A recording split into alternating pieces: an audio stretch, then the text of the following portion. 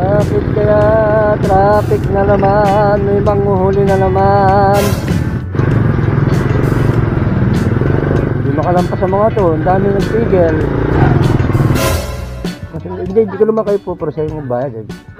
Kasi pagka ganyan naman hindi ko na kayang pagdesisyon ng ganyan. Kasi wala naman problema. Lahat naman ho tayo nagigipit. Okay, good morning mga boss. So yan, siyempre another sapalaran na naman po mga boss. Kustang inang lamukalitin. Ay, kipagsapalaran na naman po tayo ngayong araw na to sa kalsada.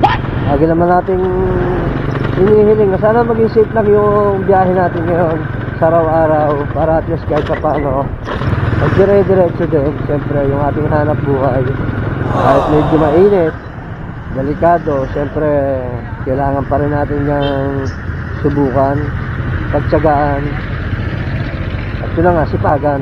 Las manumbuha nga mo, ha? Dahil siyempre dito tayo maasa. Kumbaga kung wala ito mga boss,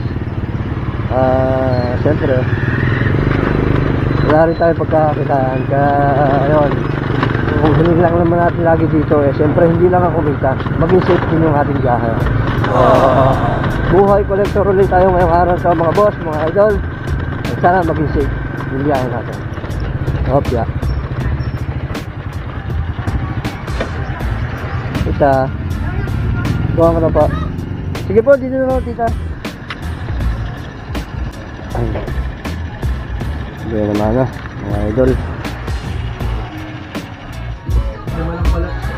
Salamat po.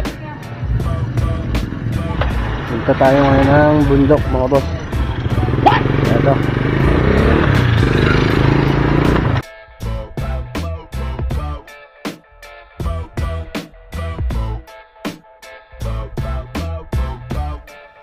Ito po. Tao mga idol.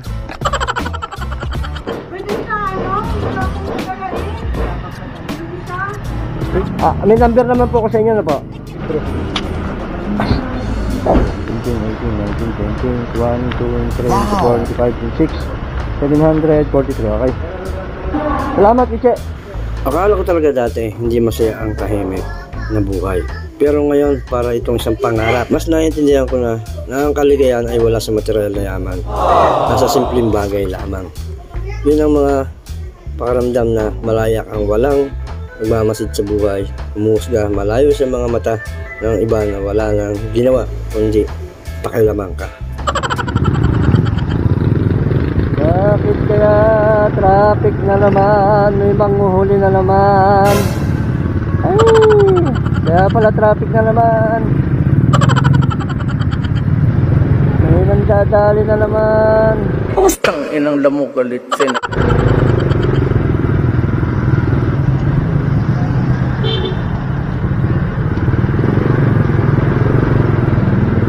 Hindi makalampas sa mga to. Ang dami nagtigil.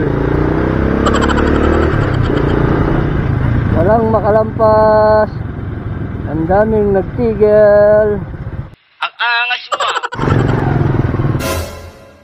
I want problems always. Pagkari lang parang nanay ang kanyang bayarin.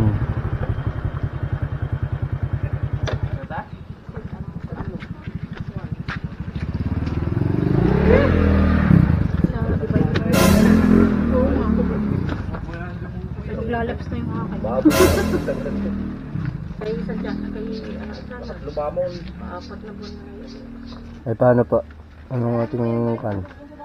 Oo nga, usapin ko muna kasi papabayaran. Hindi kahit Wala nga ngayon. kahit kayo na lang ako hindi ko naman kayo po pero sa yung bayad eh. Kahit kayo na lang ako mag-con sa opisina. Ako po kasi.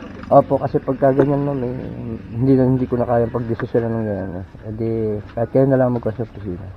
Wala naman problema, lahat naman ho tayo Talagang gipit na gipit. lahat naman tayo nagigipit. Ano po? Hindi akin lang pinapapollow up sa inyo. Apo, sige po.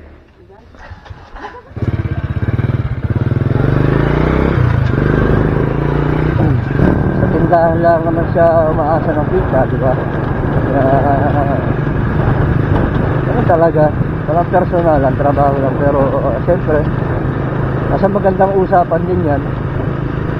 Yun nga lang, pagka mga gano'n, sa opisina na sila makipag-ugnayan o makipag-usap.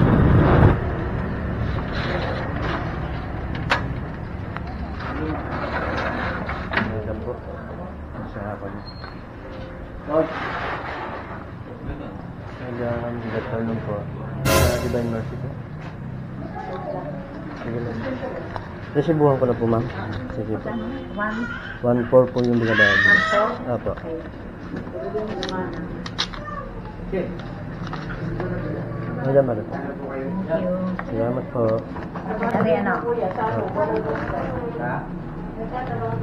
Thank you po. Okay mga boss, mga idol. So, ginawa naman natin ng lahat. Ayun, yun ang aming mga sumablay. Meron naman tayo na single. But the end, okay pa rin yung araw natin. Ayun, yun na nga. Hindi naman talaga araw-araw ay perfect tayo ng sinisingil. Pero masaya pa rin tayo kasi kahit paulit-ulit yung ginagawa natin, malayo yung napupuntahan natin, kasi sino yung nakakaharap natin, safe pa rin yung mga nagiging biyahe natin.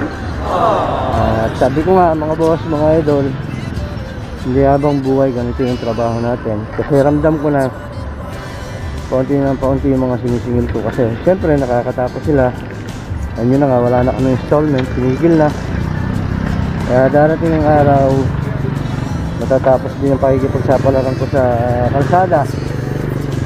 And ngayon pa lang, medyo nalulungkot ako kasi kahit pa paano, kahit medyo mainit talaga, kahit umulat umaraw, kahit malayo nakakasakit ang bewang, iba yung engine na ibinibigay sa akin, ito yung bumibiyaya ko mga idol, mga boss.